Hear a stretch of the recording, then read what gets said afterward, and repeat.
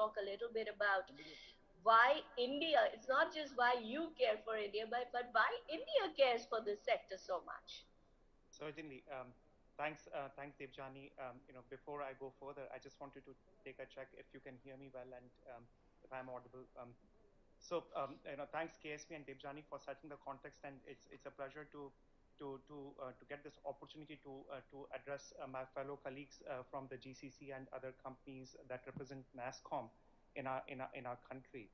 Going to the topic about captive. I mean, it's such a red flag that comes to my mind every time I hear that word, and that word is sometimes not just mentioned here, but also by many visitors who come to our country, and it has a very like deeply rooted colonial lineage, and the more we move away and establish our global competency centers with a sense of identity and a sense of purpose to what our collective talent is contributing to the success of the organization, the more equitable environment we will be able to provide to many individuals and thousands or hundreds of thousands of our countrymen who are contributing towards the strategic imperatives, as you called out, Devjani, for the organizations.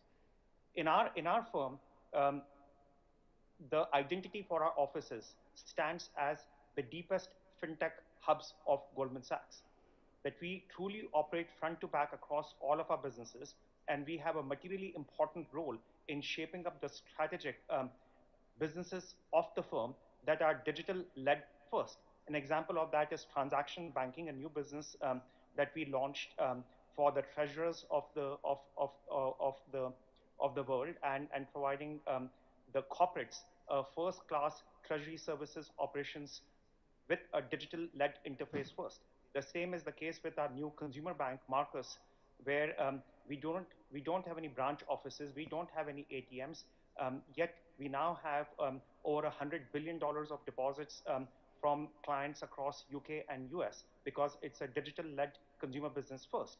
A significant portion of the product managers, a significant portion of the risk managers, the engineers, the people who are defining the business are anchored out of our offices both in Bangalore and in Hyderabad.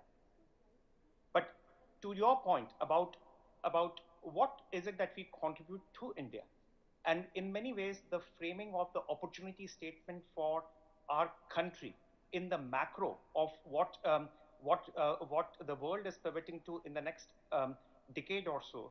Um, I took the liberty of putting a few slides to share with my fellow colleagues on what is the framing of that opportunity across the different sectors. Casey, if you don't mind just putting it up on the screen there.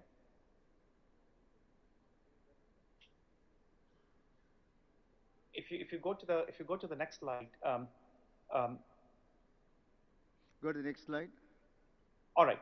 Uh, because so much of the work that we collectively do, and Nasscom, led by Devjani and our colleagues in KSV and others, is so much around digital and around internet.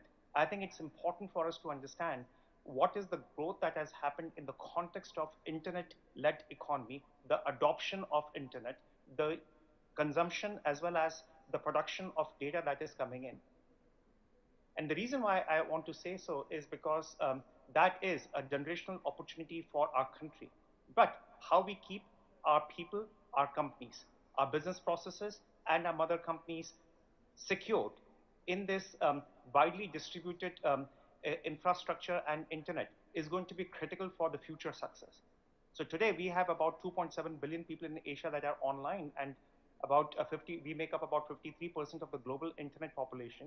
In India, we have about 650 million people. That will grow to about 900 million people by 2025.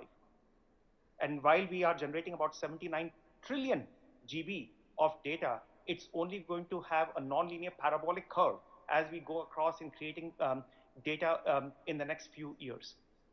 If you move to the next slide, I think that next slide, just indulge with me. On the left hand side is the positioning of the biggest economies in the world tied to their GDP. So India today is about $3.6 trillion GDP, and we are pegged to go to about 6.8, 6.9 trillion GDP in 2031. This is based on Goldman's internal research. We will, at that time, become the third largest economy in the world and becoming a greater than $10 trillion economy by 2036. A significant portion on the contribution of that economy is going to come from businesses that will be disrupted via technology, not alone via big techs or not alone via deep tech companies, but every sector that we can put our hands around that has the opportunity to disrupt and to provide services and products to a country with a large demographic like ours. On the right-hand side is the growth of the GDP of our country. And in spite of the economic headwinds that the developed markets are going through, if you look at the line in yellow, that line in yellow is the growth of India's GDP over the course of the next few years. And we will continue to be the fastest growing economy across not just the emerging markets, but across the world. And that yellow line is in many ways the projection of the growth of India's GDP. If you go to the next slide,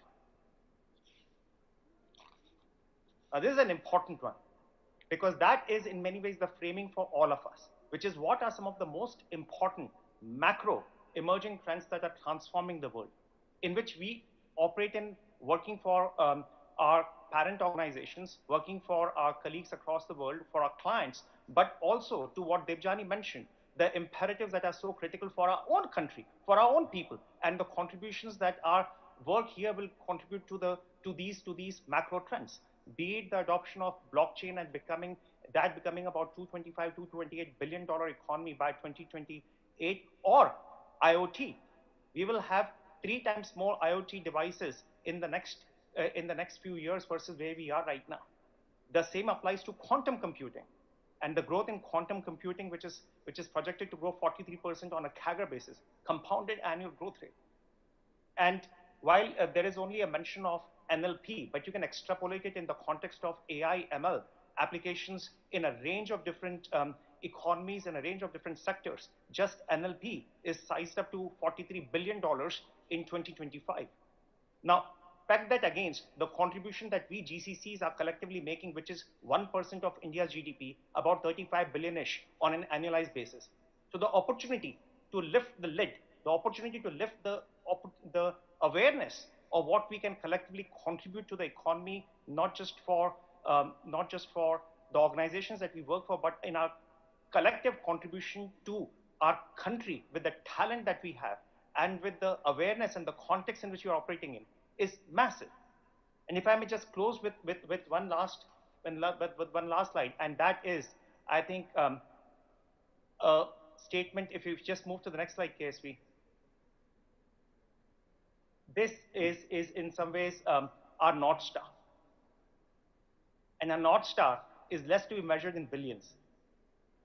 It is in hundreds of trillions, tens of trillions of dollars of opportunity in the next couple of decades that will shape the world, that will see an infusion in the capital market activities to the most important imperatives, certainly of our generation and next.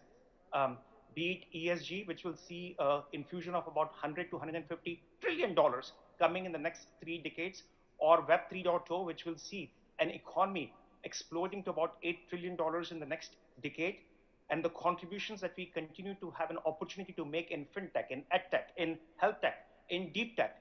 The list just goes on. And therefore, what we do in working with the universities, what is it that we do in grooming our people with that boldness, with that awareness, is in many ways going to be the unlocking factor for many of us. And in perhaps to conclude it, that's the bold vision that is in many ways needed in the seats that we are in to unlock that opportunity. I know I took a long answer to the question that you asked, Debjani, but the framing was essential to lift the lid on that thinking. Debjani, if I actually may add something to that last slide, and especially for our audience, that slide's coming from Goldman. I'm sitting here in an auto company because exactly those keywords are moving the auto industry as well, right? ESG is moving the auto industry. Health is moving the auto industry. Deep tech is moving the auto industry. And for all you know in the audience, if you have people from any other space as well, they'd be probably toying with the same keyword. So there's actually a melting pot of technologies that India is providing, I think, which is another part of answer, if I may extend what Gunjan just mentioned.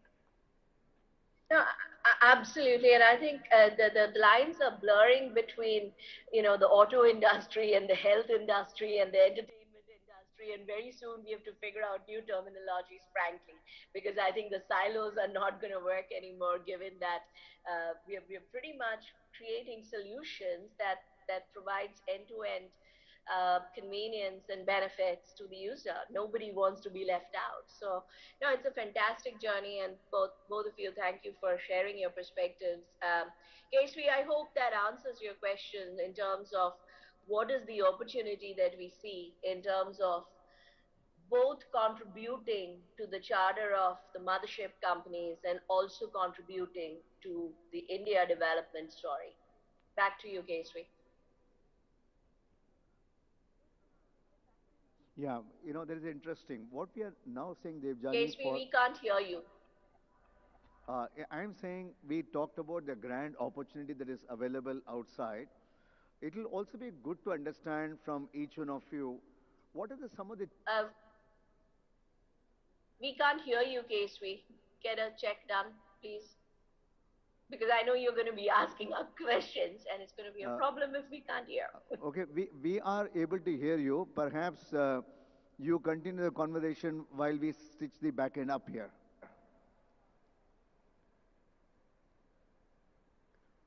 Okay. In the meantime, any question, audience has got the earlier thing. Essentially, what they're saying is there's a huge opportunity be unearthed, whether in terms of future technology that is coming in, future opportunity in terms of ESG and other aspects that's coming in. It also requires, we need to scale, I wouldn't say scale down, let go perhaps our behavior, our attitude, our anything that's required to garner the larger opportunities available outside. That's the message we're hearing outside. Let's see if the sound system gets up to try it out. Because I know that KTR is already there, so I just want to make sure we wrap up our conversation in time. So I'll carry forward the discussion with Manu and Gunjan, and I hope you can hear us. Give me a thumbs up if you can hear us. Yeah, Devjani, are you able to hear us now? Devjani, Gunjan. We are attempting the hybrid model for the first time, so give us some time to get it perfected. Okay. Devjani, the second question to ask is, for us to achieve that bigness of thing, what the leaders have put across, what are some of the adjustments, perhaps not incremental, exponential changes that is required at the GCC's end to achieve that goal that we have had? That will be the second theme for you to explore. Yep, thanks, Kesvi. And in the interest of time, I'm just going to carry the conversation forward with Gunjan and Manu so that we don't get into this technical difficulties again, and then hand it back to you for the conclusion. What is it that needs to change, I guess?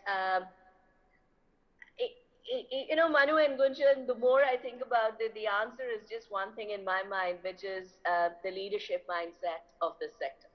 Honestly, while we have seen tremendous evolution in the leadership mindset, but I still don't think we project ourselves in a way that is needed. If our CEOs are saying that this is not just the future of the company, but this is where our future leaders, global leaders, are going to come from, I'm not sure that we today as a community are giving that confidence and projecting that back. And I think that is the one thing that needs to change, but would love to hear more from you guys and what do you think. Start with you, Manu. No, can't agree more on that leadership topic. Actually, we've been referring to that quite a lot, and we've been noticing, how leadership can make a difference. We call this topic as GCC narrative. I think the keyword narrative holds a lot of things. I mean, at the end, life's a story, business is story. And I think leaders have the task at GCCs to look for a North Star, kind of derive the purpose statement for their local enterprise, place that North Star firmly in the global agenda, and then simply try and follow it up, right? During the first part of my response, I said I do meet a lot of people who sadly want to leave the country, right? They've set up a GCC, it's not working. They come down to us, we have a big chat, and I literally give them, if you want to call it our magic formula, right? They come in from the same sector, sometimes from other sectors. Honestly, India has the same thing to offer to all of us. To Gunjan, to me, it's talent, it's the cost advantage, it's this young population, it's the passion, it's the deep technology, all of that. How you put together that story under your roof for your counterpart, for your headquarters, in your work culture, that is making the difference right now to an American company, to a British company, to a German company in this case, or a French story, whatever else that we want to see. And I think that is something that I certainly want as part of Nasscom ER&D, our leaders to actually go back and analyze a little bit. What is their story? What's their North Star? How are they placing it firmly in headquarters? And how are they putting together the equation in India towards that purpose? I think this is going to make a huge difference. This is what we work on constantly, right? I'll keep it short. I'll hand it over to Gunjan because of time. Yeah, thanks, Manu. I think you both captured the essence of lifting the lid for the organization through the expression that the leader provides and the boldness of that vision. And Devjani, you mentioned that KTR is there. I want to give an example, highlighting one of the things that we did during the pandemic with a lot of support coming from KTR, Jayesh, and their team. We were while in lockdown in the country, we had the vision and the boldness that we are going to open up a new office in Hyderabad and expand the remit of what our collective talent can provide to the firm in a global scale, because it wasn't about what is happening in 2020 or 2021. It was much more about a generational investment that we are making in the talent of the country. And the support we got from the industry bodies, the support we got from the government, that is also very unique here, which is we have harmonic ambitions. We are bound by common purpose, and therefore the ability to create that multiplicative quotient is very high. Now, when we were establishing Hyderabad office, of course, it is an extension to the work that we have been doing in the country for the last many years. But we wanted to give it a distinct identity. And in the distinct identity, we said it will be the center of excellence for consumer banking, the biggest and the most important new business of Goldman Sachs that we are launching in the world. And because there is so much that is happening in blockchain and DeFi, the global center of excellence for blockchain and decentralized finance for Goldman Sachs is based out of Hyderabad. And that in many ways is the identity that we have wrapped around our offices there. And one can say, well, it's about the identity, but it is so much about the identity. It is what gives people an equitable environment to work in on an every single day, but also allows for recognition and for reward, where location is not a binding constraint on the aspirations of people. No, brilliantly said, both of you. And I think the message is, let's not get complacent with what we have achieved. Yes, the GCC story is tremendously successful. It has shaped up beautifully, but there is just so much more to be done. I honestly believe we've touched barely the tip of the iceberg. And I guess if this conversation makes anyone in the audience a little uncomfortable in terms of thinking through what am I doing today, then I think the three of us have achieved the job, and it's 30 minutes well spent. And Gunjan, you talked about Hyderabad, and I have to say that no one demonstrates that power of thinking big ambition, big goal, and then going and making it happen, then, the way Telangana does it. And I guess that's why it's sort of become a magnet for the industry today. And KTR Garu, all I'll say is maybe one of these days you need to take a one-on-one workshop for the industry and for the leadership team to say, this is how you project global leadership to the world. But fantastic talking to both of you. And once again, to the audience, we strongly believe that the best for the GCC community is ahead of us. It's not what we have done. It's not where we are today. What we have done and where we are today is all good, but there is just so much more to do. And status quo is not going to cut it. We have to rethink our strategies. We have to rethink the role that we play, both for the headquarters as well as for India.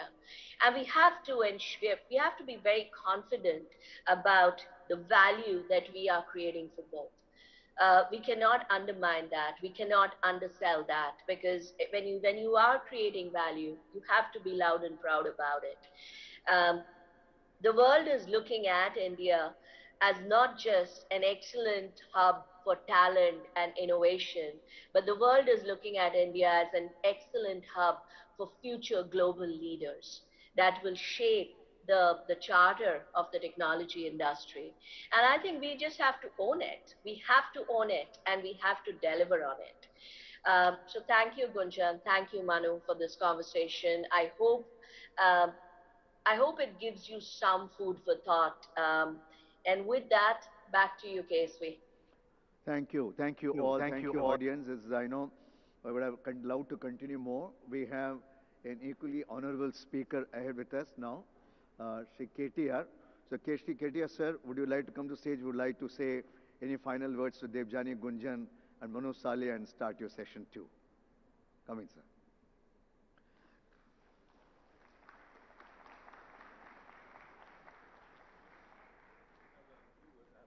Lots of words. I was just telling KSV that I don't have a few words, I have a lot of words. So I think I have a fully loaded speech that I wanted to deliver. Thank you, KSV Garu. Thank you, Devjani. Thank you to the entire team of Nasscom. Thank you, Gunjan, for those kind words. Thank you, Manu. Thanks also to my Principal Secretary, Jayesh Ranjan Garu, and our Honorable MP from Chevilla, Sri Ranjit Reddy Garu. To all the delegates who are participating in this event of Nasscom's GCC Conclave, I welcome you all to Hyderabad. I hope you have a great day of deliberations and a great day of discussions. In the Indian landscape, I think there's more than 1,500 GCCs already, with more than 2,500 plus established centers across multiple metros in India. Out of these 1,500 GCCs, 150 plus have set up operations in 2020 and 2021 during the pandemic, in fact, the last 2 years. So nearly about 10% have actually come up in the last 2 years, and that goes to show you that while pandemic was raging, so was the growth of GCCs in India. 65% of the GCCs that are set up in India are headquartered in the Americas, specifically the US, followed by UK and European Union. The key levers of growth for the GCC market are, of course, availability of talent, I think, which is what India has in abundance, in the digital and emerging space, the innovation ecosystem, infrastructure and livability, which is, of course, something that every government in India is constantly working on, and most importantly, I think, able and stable governance, which does matter at the end of the day. The Telangana government, the local state government here, has established centers of excellence in coordination with various industry players, academic institutions, and research organizations for creating the necessary talent pool. Hyderabad is home to T-Hub, which is the world's largest incubator and innovation engine. We have several innovation engines also, along with T-Hub, called as the V-Hub, which focuses on women entrepreneurship, T-Works, which will be unveiled in August, which will be India's largest prototyping facility, Makers Lab, TSIC, the Telangana State Innovation Cell, Research and Innovation Circle of Hyderabad, which again is an institution that is set to bring about coordination between the academia and the industry and ensure that go-to-market research happens in our country. We also have established a cyber security center of excellence in partnership with the Data Security Council of India, which is an outfit of Nasscom, and METI, which is also an outfit of Government of India. We have a special wing in Telangana under our IT department called the Emerging Technologies Wing, which focuses on developing an ecosystem around the various technologies, including AI, ML, blockchain, cloud computing, data sciences, robotics, drone, additive manufacturing, by enabling adoption of these technologies across various departments, both public and private partnership, in a public and private partnership, so that we can create not only employment opportunities, but also ensure that the most talented resources are given the right kind of opportunity. Another very important enabler, which the government of Telangana has created, a few years ago, is called as the TASK. Now, TASK stands for Telangana Academy for Skill and Knowledge, for training and creating the necessary manpower for various engineering and traditional degree colleges across the state. Some of the most prominent GCCs in Hyderabad, Microsoft, Google, Amazon, Apple, Wells Fargo, Bank of America, HSBC, Franklin Templeton, Broadridge, ADP, JP Morgan, Novartis, Deloitte, the list goes on, it's quite a long list. Some of the most prominent GCCs who've set up office during the last 5 to 7 years in Telangana includes DBS Bank, Pepsi, Chubb Insurance, Mass Mutual, Goldman Sachs, Swiss Re, Advanced Auto Parts, RCCM, Gap, ZF, State Street, Intel, ICE, F5 Networks, Micron, and Callaway Golf, and the list goes on also. It's an impressive list. In fact, I have to share one thing with you quickly. If you look at the top 5 most valued tech companies of the world, all 5 of them, without an exception, have their largest campus outside of their headquarters. And that marquee list includes Apple, Google, Facebook, Microsoft, and Amazon. All 5 of them have their largest campus in Hyderabad, in Telangana. And most importantly, Amazon's largest campus in the world is not in Seattle, it is actually in Hyderabad. Let me also add Uber, Salesforce, Micron, Qualcomm, all of their second largest centers in the world are also in Hyderabad. Hyderabad's IT growth story is something that's extremely impressive. Last year, in the middle of the pandemic, when the national average IT export growth was about 17%, Hyderabad had clocked a 26% growth. In fact, out of the 450,000 jobs added last year in the IT sector, 150,000, which is 1/3, were in Hyderabad. Top 5, as I was pointing out, apart from the top 5, we have ZF, we also have Novartis, which has a large center in Hyderabad, which is again their second largest campus in the world. Let me quickly also tell you, for those of you who are interested in understanding why Hyderabad for a GCC, on the livability and infrastructure, there is an agency called as Mercer, which rates cities on a livability index across the world. They've rated Hyderabad as a city with the best quality of living among all Indian cities for 5 years in a row now, from 2015 until 2020. Of course, in the middle of the pandemic, they had suspended their ratings, but I do believe that had they done it, we would have still come out trumps. Our infrastructure certainly is better than most other cities in India. I do not wish to slam my competition in India, but I have to point out a few things. I love Delhi, but I think the smog there is a shocker. Chennai, I love Chennai as well, but the humidity there is a bit of a pain. Bangalore, can't say anything, but the traffic there is hugely, hugely disappointing. We all know that. Those of us who have traveled to Bangalore, once you get off the airport, you don't know when you're going to reach the office or when you're going to miss your flight. So that's a huge put off. And then, there's Bombay, which of course is prohibitively expensive. And of course, what's happening in politics there, I don't want to talk about it. So the only city that leaves you with a stable government and an able leader and with the best quality of infrastructure is Hyderabad. And more importantly, the government here is focused on building more and more infrastructure. Because if you think about it, the fact is, while what Mahatma Gandhi may have said about 75 years ago is still true, that India lives in its villages, India is actually run by its cities and towns. Because they are the economic engines that drive the growth of this nation. All the statistics that Gunjan was talking about, the third largest economy by 2031 and all that, that GDP and GSDP is actually going to come from our cities and towns, majority of that. The fact is, in the last 75 years, governments really have not paid a lot of attention to urban infrastructure. It is crumbling because we're not able to keep pace with the kind of rapid urbanization and suburbanization that has been happening. But we in Hyderabad have actually focused on improving urban infrastructure. Unlike other cities, we do not have any problems with respect to power or drinking water. We are not one of those cities where you'll have to ferry water, drinking water in railway tankers. We have provision and we have planned for drinking water needs till 2051. We have satiated our drinking water requirement and we continue to improve on that. We have ensured also that there are no disruptions with respect to power supply and we provide 24/7 quality power. More importantly, public transportation is also important. We've completed 70 kilometers of Hyderabad Metro and we are looking to expand it even further to make our public transportation even more robust.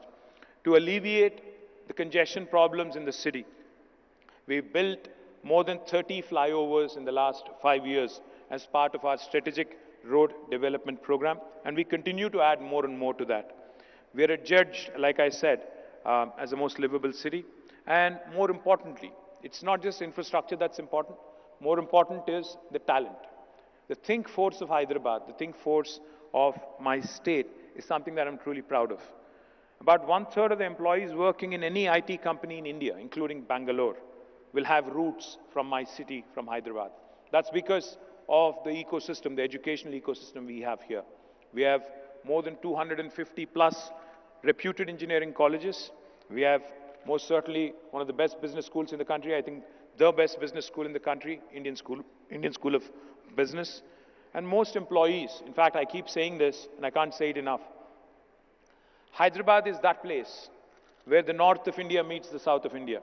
Hyderabad is that place where biology meets technology. Hyderabad is that place where data sciences marries life sciences. Hyderabad is that place where Mangoverse meets Metaverse. So, all in all, we have the ability to attract the best talent from across the country, irrespective of which part of India you are from. Kolkata, Mumbai, Delhi, Kanpur, Jabalpur, you will feel at home in Hyderabad because this is one city.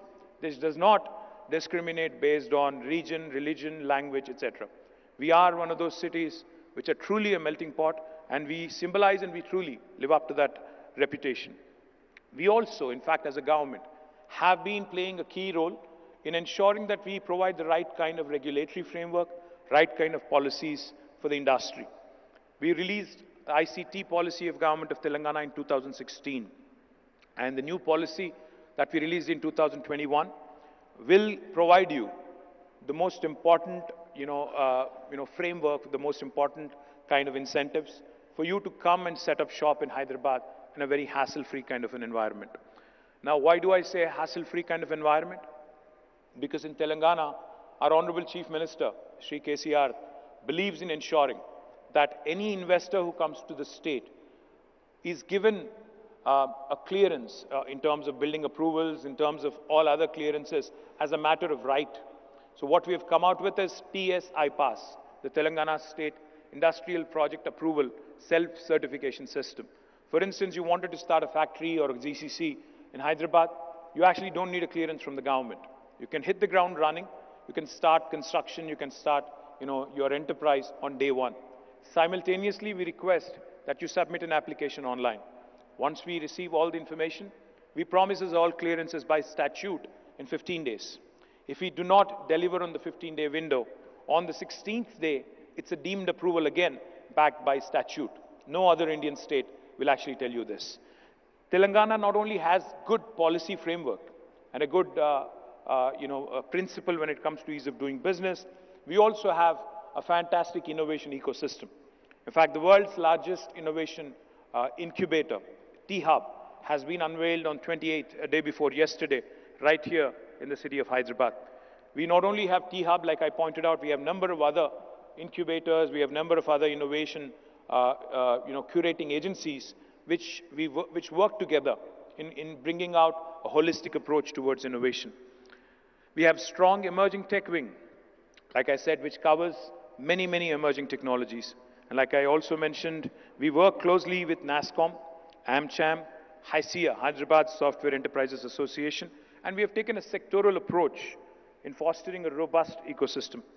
The two good examples that I can give: we have a consortium of about 30 BFSI companies, which have together created a fintech forum for creating domain expertise, risk mitigation, and influencing policy making as well. And we are also coming out with a new entity called as the Telangana Mobility Valley. We're working with all the large OEMs, suppliers, technology companies, and global operators across the globe to create the most comprehensive mobility ecosystem in India. We will reveal more details of this, of course, in days to come, in the next week, in fact, on the 6th of July. Hyderabad also has a very unique Cyberabad Security Council, an arrangement between the police department and the IT industry that ensures elements such as security, women's safety, traffic regulations, and cyber security are taken care of in the IT corridor. We are adjudged the safest metro statistically. There are a number of stories, there are a number of anecdotes that I can share with you, that happen in the GCC world, which make Hyderabad a very attractive destination. Uber started with an initial employee estimate of about 500 people for 503 years. But they've crossed 2,000 in half the time, in 1.5 years, and they're still continuing to expand. ZF, a German multinational company in mobility space, was inaugurated in 2017, about 5 years ago, with a target employee count of 1,000 in 5 years.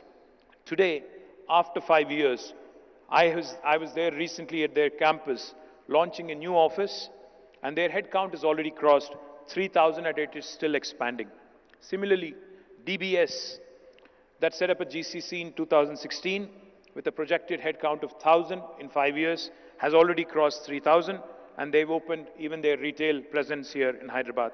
Micron, large, memory manufacturer, has set up their engineering and R&D center here in Hyderabad about 5 years ago. Now it has become their second largest campus outside of United States.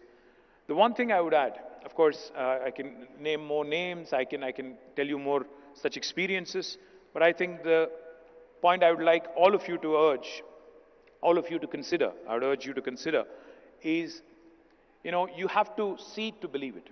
If you go around all the cities in India and then come to Hyderabad, I think you will understand that whatever I've just mentioned is actually an accurate depiction. We not only work, we not only look at you as potential investors, but we look at you as partners. In terms of, the reason why I say as we look at you as partners is, if you need any policy advocacy that we have to take up, say with Government of India, in areas that are kind of vague, in areas where the clarity of policy is still not there, we will be happy to work with you, to walk with you, to ensure that more and more support that you require is given also from the government side. For those of you who are already in Hyderabad, I request you to consider, growing further. For those of you who are not here, we would love to be a part of the growth story. And I will be remiss if I do not add that our biryani is something that people kill for and die for. And our social infra is equally good, comparable to the best in the country and possibly one of the best in the world as well. Our airport consistently gets rated among the top airports in the world. And I have to tell you this, and we focus on governance. We are a government that believes that economics should take center stage. Politics should only happen around election time, 6 months.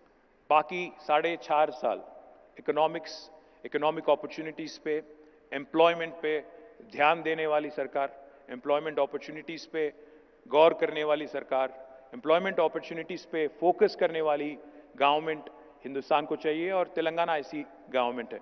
So I welcome you all to Hyderabad and I look forward to working closely with many of you if you need a one-on-one conversation. My Principal Secretary is also here. So thank you very much. Jai Hind, Jai Telangana. Sir, I'd like to request you to please stay back on stage. I'd like to request KSV from Nasscom to present a small token of our appreciation to you, sir.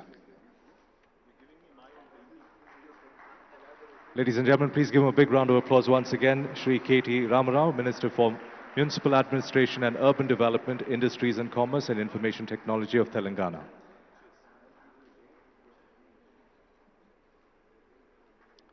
On behalf of Nasscom, once again, we'd like to thank you, sir, for having taken time out from your busy schedule and gracing this occasion.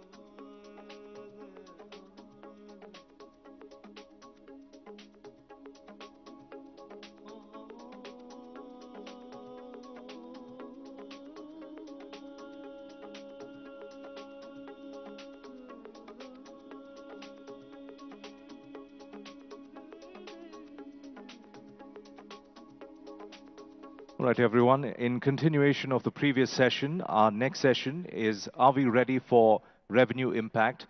Our speakers will discuss opportunities where GCCs can create maximum value and impact and future expectation and skills of the future. I'd like to introduce our speakers for the session, starting with Mamta Madireddy, Center Director, HSBC. A brief introduction. Mamta comes with 25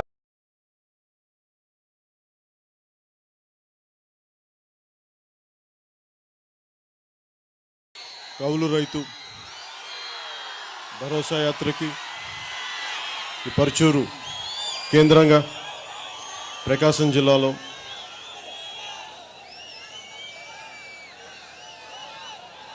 అప్పు చేసి కౌలు రైతుగా ఉన్న రైతులు దాదాపు 80 పైచిలకు మన ఒక్క ప్రకాశం జిల్లాలో చనిపోయారు గత 3 సంవత్సరాల్లో. ఏ ప్రభుత్వం కూడా కౌలు రైతుని గుర్తించదు. వారికి గుర్తింపు పత్రాలు కానీ సర్టిఫికేట్లు కానీ పాస్బుక్లు కానీ ఉండవు వాళ్ళకి.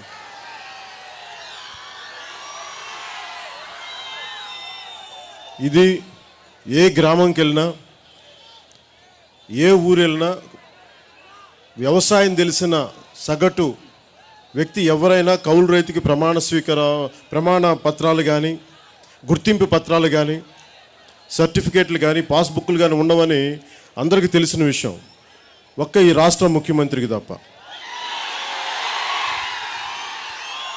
వైసీపీ నాయకులకి 151 ఎమ్మెల్యేలుండి 22 మంది ఎంపీలుండి 6వ 8వ రాజ్యసభ సభ్యులుండి వాళ్ళని మనం ఎందుకు ఛాలెంజ్ చేస్తాం? వాళ్ళు నిజంగా అద్భుతమైన పాలన ఇస్తే నేను చాలా ఆనందపడేవాడిని. మీరందరూ ఇక్కడున్న యువత కానీ ఆడపడుచులు కానీ ప్రతి ఒక్కరూ 2019లో వైసీపీని నమ్మారు, అద్భుతాలు చేస్తామని చెప్పారు, కన్నీళ్లు తుడుస్తామని చెప్పారు, ఓదార్పునిచ్చారు. ఈ రోజున రాష్ట్రంలో 3000 పైచిలకు గత 3 సంవత్సరాల్లో 3000 పైచిలకు కౌలు రైతులు చనిపోతే అసలు వాళ్ళు ఎవరూ లేనట్టుగానే ప్రవర్తిస్తారు. అసలు ఈ ప్రభుత్వం తాలూకు వైసీపీ ప్రభుత్వం తాలూకు లక్షణమే ఒక ప్రామిస్ చేయటం, ఆ ప్రామిస్ని నిలబెట్టుకోలేకపోవటం. అది వారి నైజం. అది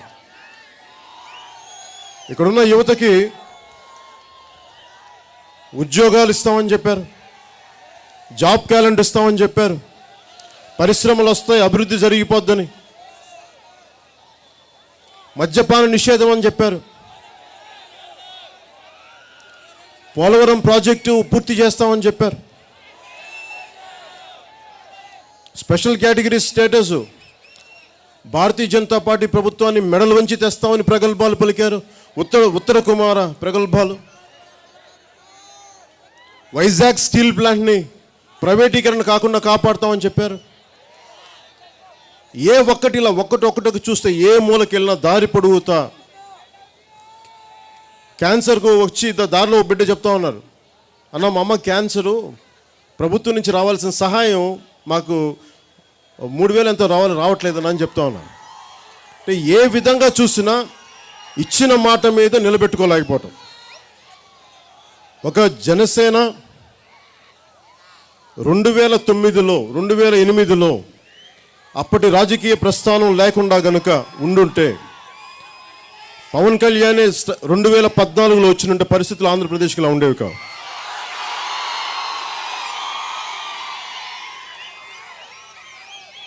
ఈరోజు ఫాదర్స్ డే, మాతృదేవోభవ పితృదేవోభవ, గురువుని పూజించే గురుభ్యో నమః అనే సంస్కృతి మంది. ఈ రోజున ఇక్కడున్న బిడ్డలందరికీ వాళ్ళ తండ్రులను కోల్పోయి ఎక్కువ శాతం మంది ఈ రోజున వాళ్ళ ఫాదర్స్ డే రోజున వాళ్ళు గుర్తుపెట్టుకో, వాళ్ళకి జరిగిన న్యాయం ఏంటి, తండ్రి లేడు వాళ్ళందరికీ, తండ్రిని కోల్పోయారు వాళ్ళందరూ. ఈరోజు నేను ఏదో 1,00,000 రూపాయలు ఇస్తున్నామంటే వ్యక్తిగతంగాను పార్టీ పరంగాను ఈరోజు నేను అద్భుతాలు చేస్తున్నాను చెప్పట్లా, గొప్ప పని చేస్తామని చెప్పట్లా. కానీ నా తోటి మనిషి, నా సాటి మనిషి కష్టాల్లో ఉంటే మేము ఉన్నామని చెప్పడానికి వచ్చాము ఇక్కడ.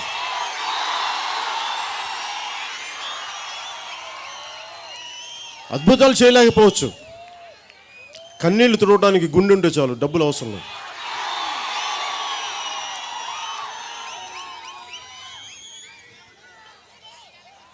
ఈ రాష్ట్ర ముఖ్యమంత్రి, ఈయనకి వైసీపీ నాయకులు ఎవరిని ఏదైనా అనొచ్చు. పోలీసు అధికారుల దగ్గర నుంచి, గవర్నమెంట్ అధికారుల దగ్గర నుంచి, విపక్షాల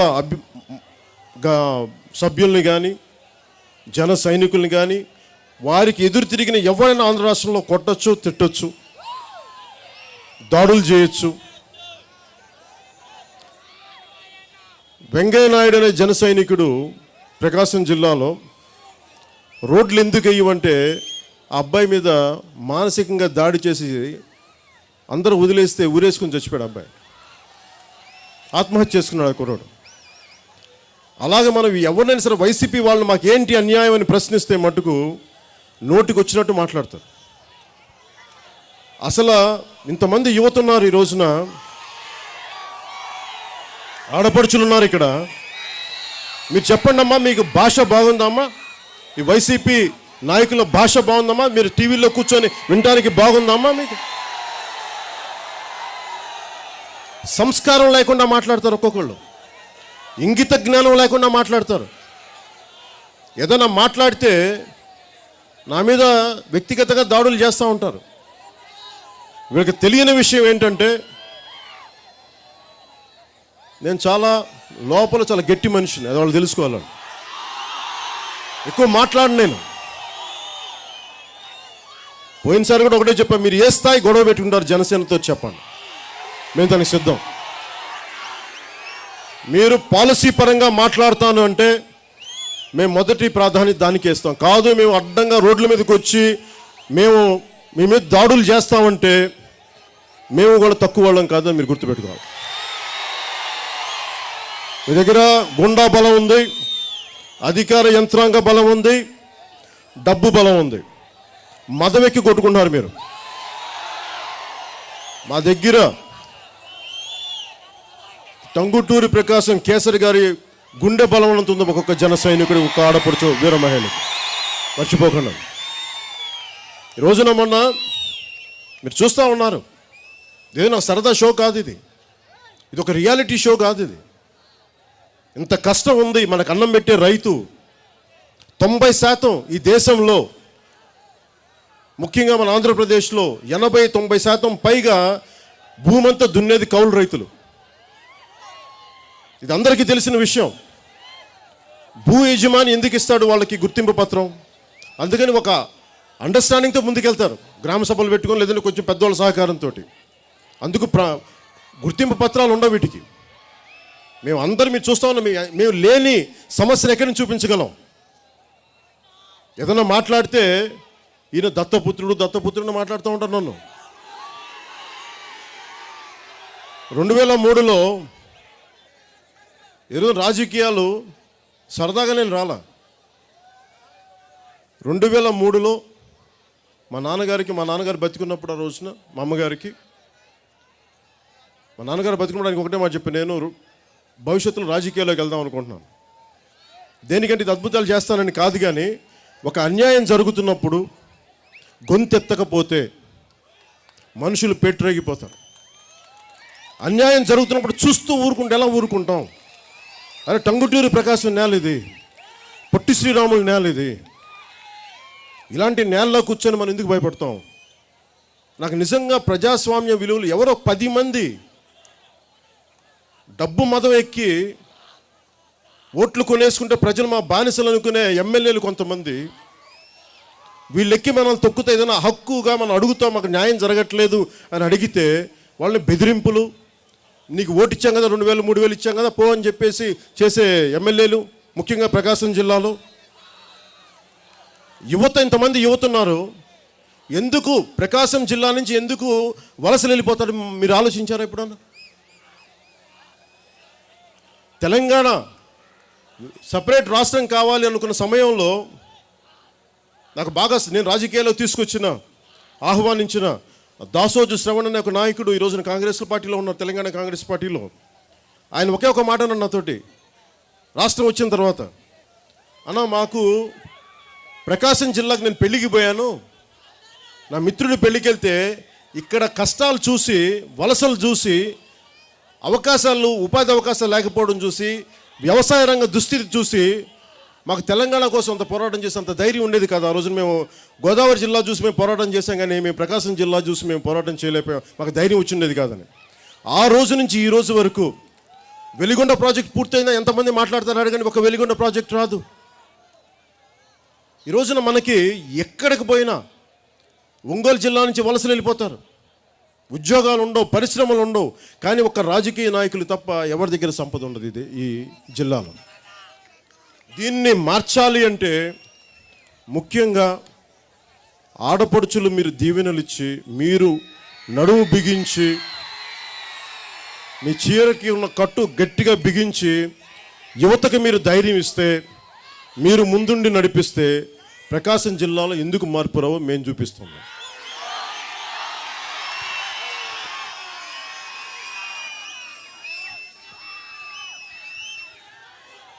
పాదయాత్రలు చేసి, ఓదార్పు యాత్రలు చేసి, అందరినీ దగ్గర తీసుకొని, నోటికొచ్చింది చేతికొచ్చింది చేస్తా అని చెప్పి ఓట్లు వేయించుకున్న వ్యక్తి ఈ రోజున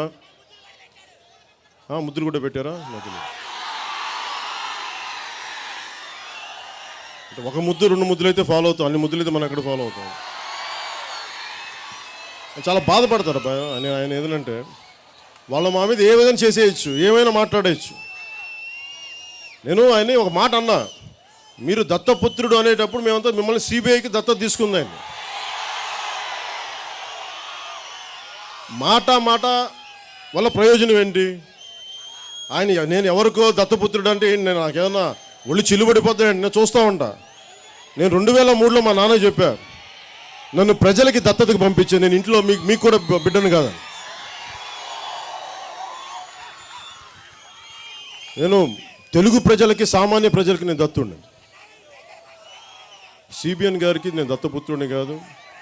అలాగే వైసీపీ నాయకులు మీరు అన్నంత మాత్రాన నాకేం ఒళ్ళు చిల్లుబడిపోవు, కానీ నేను అన్న మాట మటుకు సిబిఐ దత్తపుత్రుడు అన్న మాట మటుకు అది వాస్తవం. అది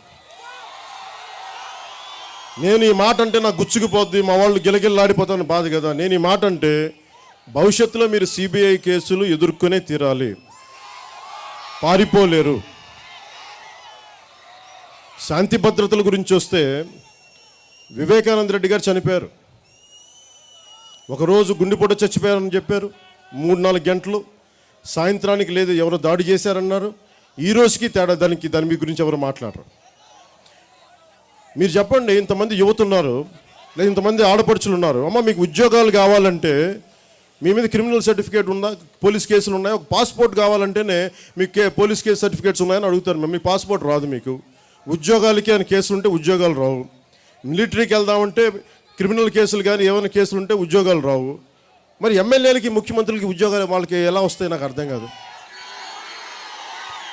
వాళ్ళకో న్యాయం మనకో న్యాయమా? ఓకే, తప్పుగా కేసులు పెట్టించవచ్చు, అది మేము అర్థం చేసుకుంటాం. అంటే నాకున్నది ఏంటంటే మీలాగే ప్రజాప్రతినిధులకి ఒక వాళ్ళు రూల్స్ పాటించరు. ప్రజాప్రతినిధులు వాళ్ళు రూల్స్ పాటించరు, మనమే రూల్స్ పాటించాలి. నేను ఈ రోజున రాజకీయాల్లోకి బలంగా నిలబడి ఉన్నాం, ఇన్ని ఒడిదుడుకులు తట్టుకుని అన్నా నిజంగా నేను ఉంది ఇక్కడ చిన్న చిన్న బిడ్డలను చూశారు, 9వ తరగతి చదివే బిడ్డలు, 6వ తరగతి, ఇంకా తండ్రిని కోల్పోయిన 4 నెలలైన బిడ్డలు. ఈ బిడ్డల తరం కోసం ఎవరో ఒకళ్ళు నడుం కట్టుకొని నడుం బిగించి ముందుకు పోవాలి. మీ తరం కోసం పనిచేయాలి. నా కోసమే పని చేయాలంటే నేను పార్టీ పెట్టక్కర్లా. నాకున్న పరపతికి కానీ నాకున్న మీ అభిమానానికి కానీ ఏదో ఒక పార్టీకి వెళ్ళిపోయి ఉంటే నిజంగా ఉండే. కానీ కొన్ని భావజాలను నమ్ముకున్నాం, కొంత భావజాలను నమ్ముకున్నాం, బతికిన భావజాలం. నేను చిన్నప్పుడు ఎప్పుడో కనిగిరిలో పెరిగాం, ప్రకాశం జిల్లాలో ఒంగోలు టౌన్లో.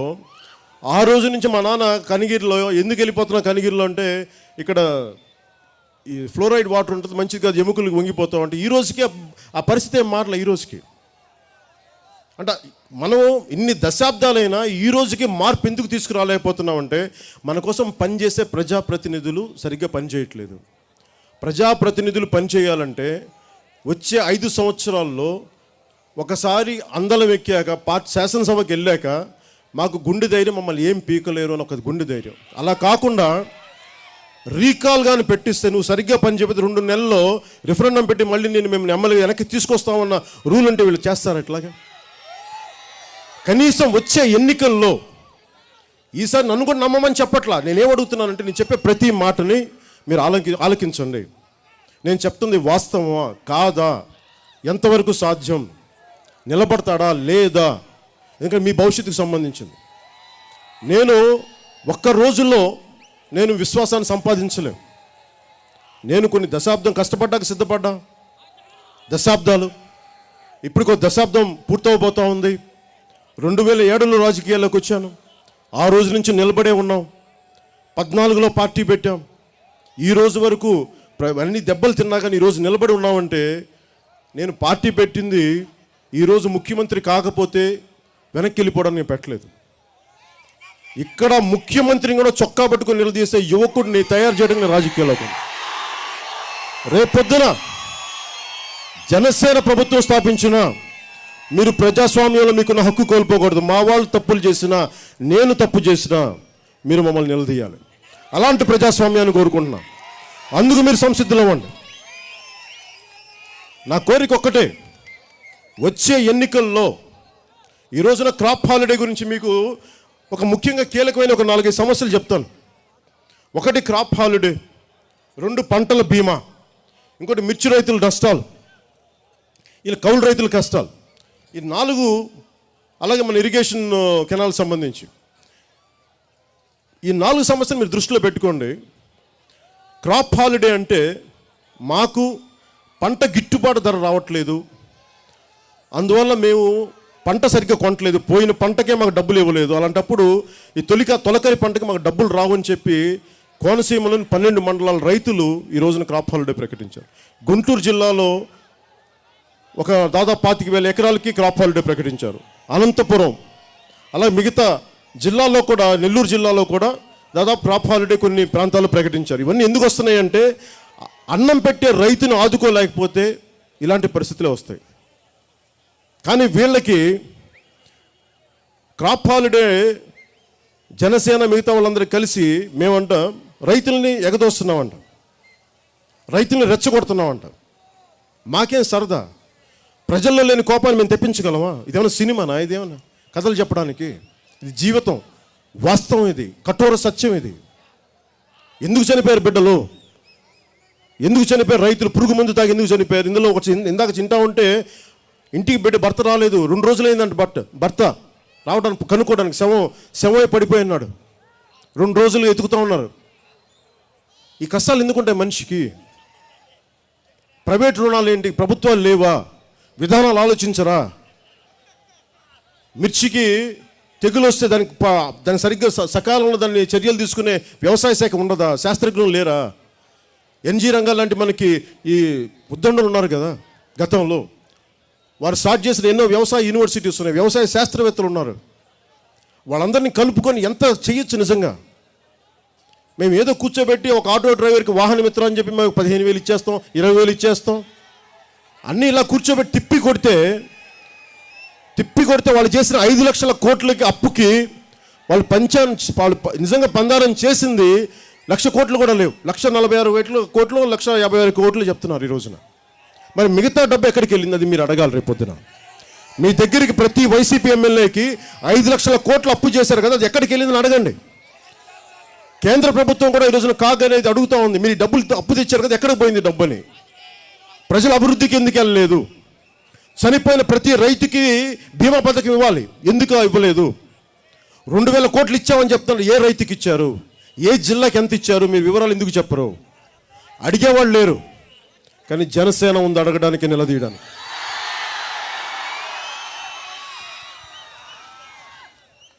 క్రాప్ ఇన్సూరెన్స్ పంటల బీమా ఇందాక చెప్తుంది 2,000 కోట్లు ఇచ్చామని చెప్తాను. 2,000 కోట్ల పై చిలుకు. అడిగేవాళ్ళు ఎవరు లేరు. ఎంతకి ఇచ్చారు, ఏ జిల్లాకి ఇచ్చారు అనేది అది అడిగేవాళ్ళు ఎవరు లేరు. అలాగే మిర్చి రైతులకి ఇందాక దారి పొడుగుతూ వస్తుంటే పొద్దున దారిలో 2 రైతుల దగ్గరికి ఇచ్చి వాళ్ళకి ఇస్తూ ఉంటే, ఎందుకమ్మా చనిపోయారంటే మిర్చి వేసాం, తెగులు వచ్చింది, నల్లతామర వచ్చింది, ఇలాంటి తెగులు వచ్చి దానికి శాస్త్రజ్ఞులు రాలేదు, పంట దిగుబడి లేదు, ఏం చేయాలో దగ్గర అప్పులు తట్టుకోలేక పురుగు మందులు తాగి మా ఆయన చనిపోయారు. ఇది బాధ. దీని గురించి మరి మీరు ఏం చేస్తున్నారు? ఏదైనా మాట్లాడితే ఒక్కొక్కళ్ళు బూతులు తిడతారండి వైసీపీ వాళ్ళు. ఏది మాట్లాడు బూతులు తిడతారు, వెటకారాలు చేస్తారు, దాడులు చేస్తారు, కేసులు పెడతారు. ఈ పరిస్థితి మారాలని మనస్ఫూర్తిగా నేను కోరుకుంటున్నాను. దానికి సంసిద్ధంగా నేను పనిచేస్తున్నాను, దానికి సిద్ధపడి పనిచేస్తున్నాం. అలాగే చాలా కాలంగా ఇదే ముఖ్యమంత్రి గుంటూరు ఛానల్ కోసం మన రైతాంగం అందరికీ చాలా రోజులుగా ఆయన ప్రామిస్ చేశారు, తిరుగుతున్నప్పుడు మేము ఇచ్చేస్తాం, స్టార్ట్ చేస్తామని చెప్పి. ఈరోజు రైతాంగం వచ్చి ప్రశ్నిద్దాం, ఆయన ఇద్దామంటే ఆపుదామంటే వాళ్ళందరినీ పోలీసు చేత అరెస్ట్ చేయించారు. ఈ రోజున పోలీసు ఆయన దగ్గరికి రాకుండా అడ్డుపడ్డారు. ఇలాంటి ముఖ్యమంత్రిని మీరు ఎన్నుకున్నారు, మనందరం కలిపి. బాధ్యత ఈరోజు తీసుకోండి. ఈ రోజున వచ్చే 24కి మీరు ఇక్కడున్న ప్రతి యువకుడు, ప్రతి ఆడపడుచు, ప్రతి పెద్దవారు వైసీపీ ఇంకొకసారి కనుక వస్తే రాష్ట్రానికి తీవ్రమైన అన్యాయం జరుగుద్ది. నేను నిజంగా నా జీవితం కష్టాలు లేవు, మీకు చెప్తున్నాను. పెద్ద డబ్బున్న కుటుంబంలో పుట్టలేదు, కానీ నా తండ్రి అది చిన్న ఉద్యోగి, నన్ను ఎప్పుడు కష్టాల్లో పెంచలా. కానీ నా కష్టాలు తెలియవు. నేను కన్నీరు కార్చిందల్లా చిన్నప్పటి నుంచి నా ఎదురింటికో, నా పక్కింటి వాళ్ళకో, నా దూరంగా తెలిసిన వాళ్ళకో పేపర్ చదివితే వాళ్ళ కష్టాలు నా కష్టాలని, వాళ్ళ కన్నీళ్ళు నా కన్నీళ్ళని. నిజంగా నా కష్టాలు, నిజంగా చెప్పాలంటే నా కష్టాలు మామూలు కష్టాలు, తట్టుకునే కష్టాలండి ఇవి. నా కుటుంబంలో చాలామంది పిల్లలు, నా కుటుంబ సభ్యులు కూడా చెప్తూ ఉంటారు, మీరు చెప్పే కష్టాలు ఏవి కష్టాలు కావు. భర్త వ్యవసాయం చేసి పంట సంపాదించి డబ్బు అమ్మి, వచ్చిన పంట అమ్మిన డబ్బుతో వస్తే బిడ్డలకి ఏదైనా చదివిద్దాం, బిడ్డలకి ఏమైనా కొందాం. అలాంటి తండ్రి చనిపోతే దిక్కు మొక్కు లేక 2 ఆడబిడ్డలను పెట్టుకుని ఒక చెల్లి ఈ రోజున ఏమైపోతుంది, మగాడు లేడు, ఎవరు లేరు, ఏమి చేయాలన్న కన్నీళ్ళు, అవి నిజమైన కష్టాలు. ఇవే చెప్తాను మా కుటుంబ సభ్యులకి. ఎందుకంటే నాకు నిజంగా నేను వ్యక్తిగతంగా నేను కష్టాలుగా ఏది తీసుకోను. దెబ్బలు తిన్నాం, ఫెయిల్ అవుతాయి, ఆర్థికంగా పోతాం, కానీ నిలదొక్కుంటాం. కానీ మనుషులు పోయే కష్టాలు, పంట చేతికి రాకొచ్చే కష్టాలు, ఇవి చాలా గడ్డు కష్టాలు, ఇవి చాలా గడ్డువైనవి. నేను ఇవన్నీ చూసి ఒక ఉద్యోగం, మీరు యువత ఉన్నారు ఇక్కడ, మీరు 10వ తరగతి నుంచి 12వ తరగతికి వచ్చేటప్పటికి, ఇంటర్మీడియట్కి వచ్చే ఉద్యోగం కావాలని కోరుకుంటాం, మన సొంత కాలం మీద నిలబడాలని కోరుకుంటాం. డిగ్రీ అయిపోయేటప్పుడు ఉద్యోగం రెడీగా ఉంటుందని నమ్ముతాం. ఉద్యోగాలు లేవే ఇక్కడ, జాబ్ క్యాలెండర్ లేదే. ఎవరిని అడుగుతాం జాబ్ క్యాలెండర్ లేకపోతే? ముఖ్యమంత్రులను అడగమా, ఎమ్మెల్యేలను అడగమా? గిట్టుబాటు ధర లేకపోతే మనం ఎమ్మెల్యేలని, ఎంపీలని, మనం మంత్రులు నిలదీయమా? అని మీరు ఇష్టానికి మాట్లాడేస్తారా? నేను కోరుకుంటుంది మీకు గుండె ధైర్యం ఉండాలి, మీరు ధైర్యంగా మాట్లాడాలి. గొడవ పెట్టుకోమని నేను చెప్పట్లా, కానీ మీరు మీ కోపం వాళ్ళ అధికారం తీసేస్తున్న భయం ఉన్నప్పుడు మీ దగ్గర వచ్చి మాట్లాడకపోతే అడగని వాళ్ళు, మీ ప్రతి ఒక్క యువకుడి దగ్గరికి వచ్చి, ప్రతి ఆడపడుచు దగ్గరికి వచ్చి, ప్రతి పెద్దవారి దగ్గరికి వచ్చి మీరు కోపగించేది మేము చేస్తామని మాట్లాడు. కానీ 2020 వచ్చే ఎన్నికల్లో వాళ్ళు ఎల్లుండి పెట్టుకుంటే ఎల్లుండి మేము సంసిద్ధమే.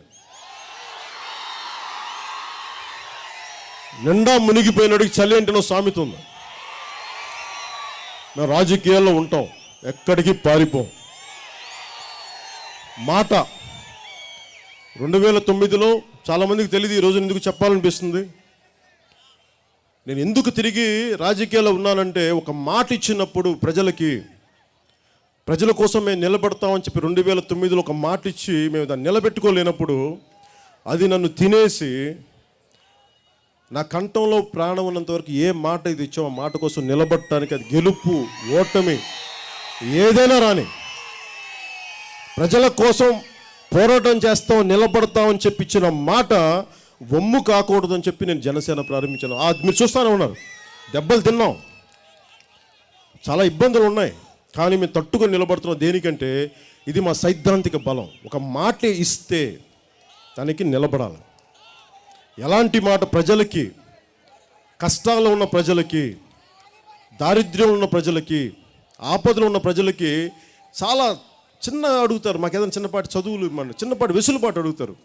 అవి చేస్తామని చెప్పి వచ్చిన తర్వాత ఒక నిరుద్యోగం ఉంటాడు, అన్న మాకు ఉద్యోగాలు కావాలి, జాబ్ క్యాలెండర్ కావాలి, 2.5 లక్షల ఉద్యోగాలంటే, బాబు మీ అందరికి మేము ఉద్యోగాలు చేస్తాం అది చెప్పి చాలా పెద్ద పెద్ద మాటలు చెప్పొచ్చు, చెయ్యి అటు తిప్పుతూ ఇటు తిప్పుతూ. ఎవరి స్టైల్ వాళ్ళు ఉంటుంది అనుకోండి, చెయ్యొచ్చు, నేను కాదంట్లా. కానీ మాట ఇచ్చిన తర్వాత నువ్వు వెనక్కి వెళ్ళిపోతావు. మాట ఇచ్చిన తర్వాత ప్రజా సమక్షంలో మాట ఇచ్చిన తర్వాత నువ్వు ఎలా వెళ్ళిపోతావు? మనకి ఎన్నిసార్లు ప్రతి ఎమ్మెల్యేని చూస్తావు, ఇక్కడ ఉన్న యువతను అడుగుతూ ఉన్నాను, మీకు 5,000 రూపాయలు ఇచ్చాం, 2,000 ఇచ్చాం, కట్టేయించుకుంటారు కదా, దేవుడి దగ్గర ఒట్టేయించుకుంటారు కదా, మీరు మాకు తప్ప వేరే వాళ్ళకి ఓటేయకూడదని. మరి వీళ్ళు నిలబెట్టుకున్నారా? మనకి వీళ్ళు వైసీపీ వాళ్ళు. ఏ ప్రభుత్వంలో కానీ ఎమ్మెల్యేలు కనుక నిలబడకపోతే చెప్పిన మాటని మీరు నిలదీయాలి, గట్టిగా ఎదుర్కోవాలి వాళ్ళని. నేను ఈ రోజున ఉన్న యువతకి చాలామంది ఆడపడుచులు ఉన్నారు. ఎప్పుడైనా భవిష్యత్తులో వ్యాపారం చేసుకోవాలంటే నా కోరిక జీవితంలో 5,000 రూపాయలతో ఒక ఉద్యోగం సంపాదించాలి నా కోరిక. నా చిన్నప్పుడు అంతే నా కోరిక. నాకు తెలియదు అంతకుమించి జీవితం నేను ఊహించుకోవాలి. మా నాన్న 2,000తో స్టార్ట్ అయ్యాడు, 200